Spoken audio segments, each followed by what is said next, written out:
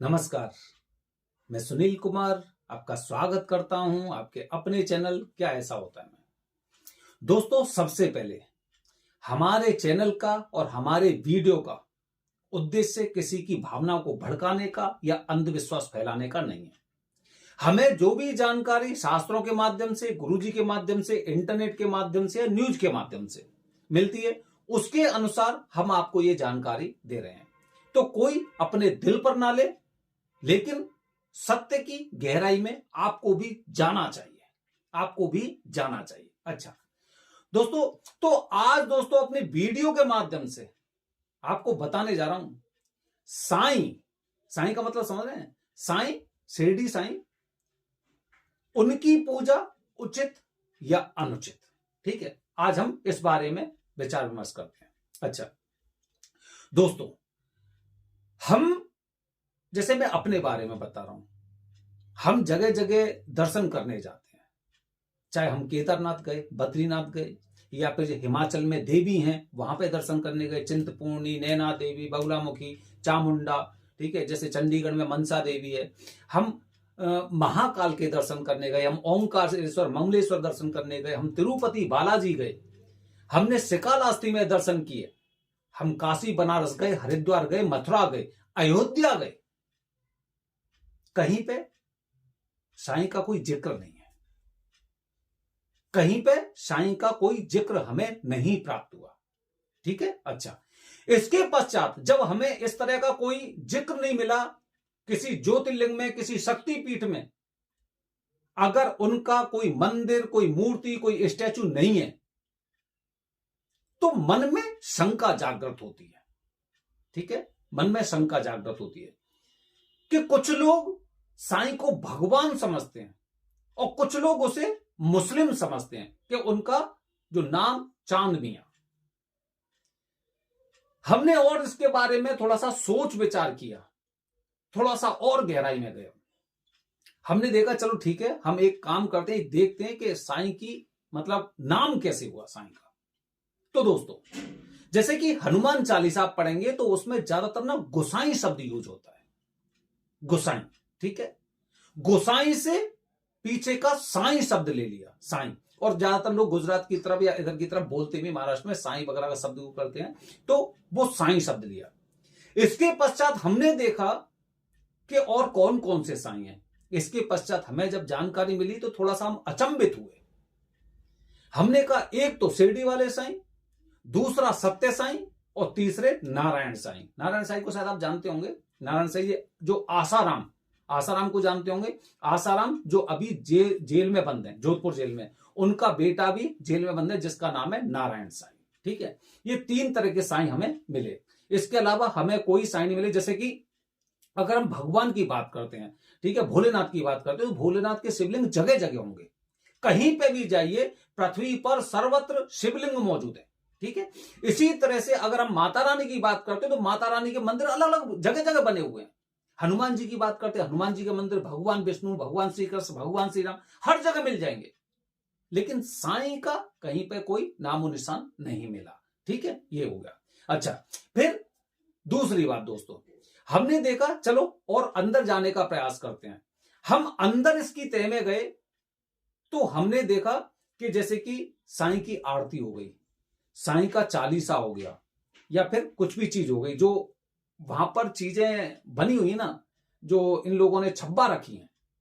जब हमने देखा तो ज्यादातर चीजें भगवान विष्णु की आरती को चेंज करके, जैसे निर्मल बाबा के बारे में आपने सुना होगा, निर्मल बाबा ने पूरी की पूरी आरती भगवान विष्णु की कॉपी कर ली थी और भगवान विष्णु की जगह उसने अपना नाम निर्मल कर दिया वहां पे, जैसे कि ओम जय निर्मल बाबा। समझ रहे हैं?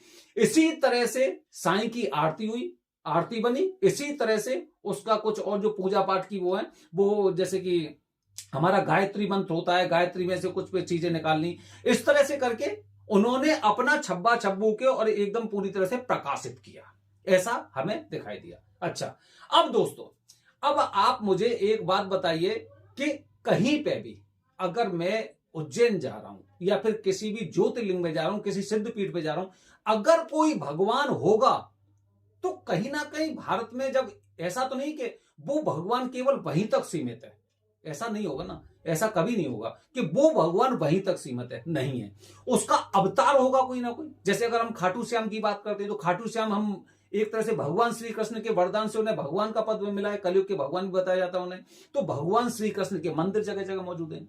साईं का किसी से कोई लेना देना हमें अभी तक प्राप्त नहीं हुआ कि वो उसके अवतार थे, वो उनके अवतार थे, वो ये कैसे थे, इस तरह से। ठीक है, तो यहां पे भी हम ये बात मतलब अभी तक हम इसी रिजल्ट पर निकले कि साईं के भगवान होने का अभी तक किसी तरह का कोई प्रूफ किसी को नहीं मिला है। ठीक है, किसी तरह का नहीं मिला है। अच्छा, तो भगवान बनाने के पीछे, बनने के पीछे मतलब क्या चीजें रही होंगी, क्या वजह रही होंगी, किस तरह की चीजें रही होंगी, इस चीज पे भी हम गए दोस्तों। तो दोस्तों हमें कुछ ऐसे चौंकाने वाली चीजें प्राप्त हुई। उन चौंकाने वाली चीजों में दोस्तों दो चीजें हमें प्राप्त हुई। एक आपने नाम सुना होगा मदर टेरेसा का, ठीक है, जिन्हें मदर टेरेसा बोलते हैं। उनके ऊपर ज्यादातर आरोप ये थे कि उन्होंने हिंदुओं को क्रिश्चियन में कन्वर्ट करवाया, हिंदुओं को क्रिश्चियन में कन्वर्ट करवाया। ठीक है, और दूसरा इस साईं के बारे में हमें पता चला कि कुछ के ज्यादातर धर्म परिवर्तन की चीजें यहां पे भी हुई हैं। ऐसा हमें कुछ ऐसे तथ्य हमें प्राप्त हुए थे। तो कि यहां पर धर्म परिवर्तन मतलब हिंदुओं को एक भटकाने का, भगवान के नाम पर या किसी मतलब कहते ना कि लोगों को जानकारी है, लोग ऐसा कैसा मानते हैं कि हिंदू मूर्ति पूजक है, हिंदू पत्थर में भी भगवान देखता है, हिंदू कंकड़ में शंकर देखता है। तो यहां पर एक मूर्ति बना दी जाए, चाहे भले ही वो मजार हो या फिर किसी अन्य धर्म के लोगों की कुछ चीज हो, वहां पे अगर मूर्ति बना दी जाएंगी तो फिर भी 10% हिंदू ऐसे होंगे जो यहां पे आके मत्था टेकेंगे। तो इस तरह की चीजें हमें कुछ प्राप्त हुई। अच्छा, अब देखिए दोस्तों, ये हमने सारा निचोड़ निकाल लिया कि साईं की पूजा उचित है या अनुचित है। अच्छा, अब हम यहां पे पहुंच गए, हम भूल जाते हैं कि भाई साईं कोई थे या नहीं थे या क्या है, वो छोड़ देते हैं उसे।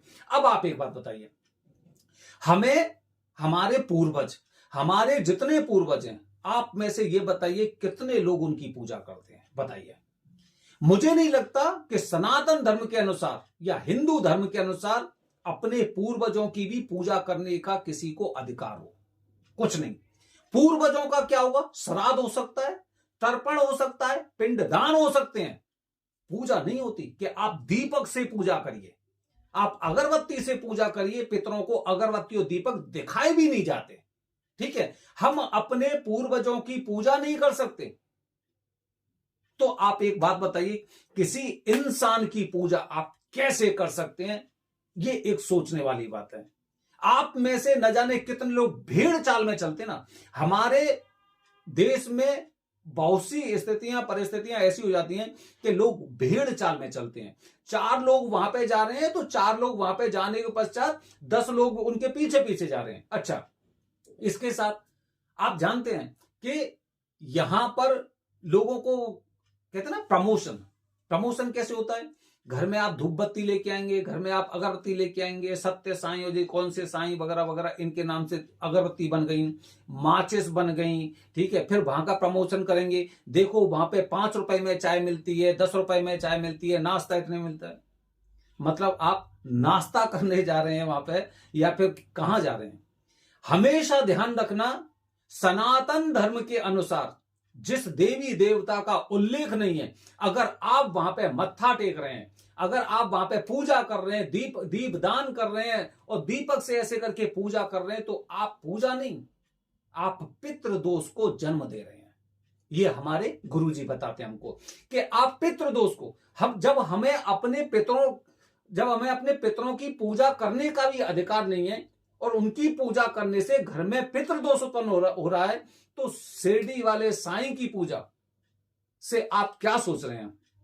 पितृदोष उत्पन्न नहीं होगा, वो पितृदोष ही उत्पन्न होता है, ऐसा हमने सुना है। तो दोस्तों, हमने अपने गुरुजी से भी इस बारे में बात की और हमने इंटरनेट के बारे में भी जानकारी ली कि जो लोग घूमने के उद्देश्य से, देखिए बहुत से लोग हमें क्या बताते हैं कि मैं तो वहां पे केवल घूमने गया था, इस तरह से गया था, घूमने गया था। काफी लोग प्रसाद देते हैं, मैं तो ऐसे खा रहा हूं जैसे मीठा खा रहा हूं। अगर आपके हाथ में कोई जहर रख देगा, उसे प्रसाद की तरह ग्रहण कर सकते हैं क्या? भगवान शिव हैं आप? नहीं कर सकते। अगर शमशान घाट है तो क्या वहां पे आप घूमने जा सकते हैं?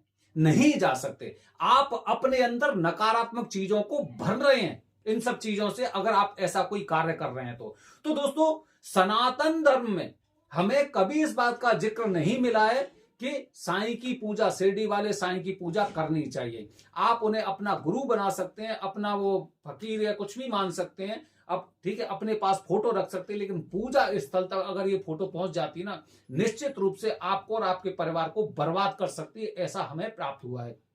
ठीक है, तो कभी भी इस तरह की गलती आपको नहीं करनी चाहिए, अन्यथा भगवान ना करे कुछ अगर दुर्घटना आपके साथ हुई ना, तो बहुत बड़ी समस्या होने वाली, जो फिर पीछे बैक होने का मौका नहीं देती। ये फिल्म की शूटिंग नहीं चल रही दोस्तों, के द्वारा से रिप्ले में हम उसे देख लेंगे और उन सब चीजों को सुधार लेंगे। इसलिए जिम्मेदारी बनती है आपकी, अपने धर्म पर विश्वास करिए, अपने धर्म को मानिए, धर्म से दूर मत जाइए। जहां पे हम अपने देवी देवताओं की पूजा करते, वहां पे हम अपने पितरों की तस्वीर नहीं रख सकते, और वहां पे आप ऐसे लोगों की या फिर ऐसे अपने आपने जो भी मान रखे उनकी तस्वीर रख के आप अपने घर में पूजा स्थल को खंडित कर रहे हैं और घर में पितृदोष को जन्म दे रहे हैं।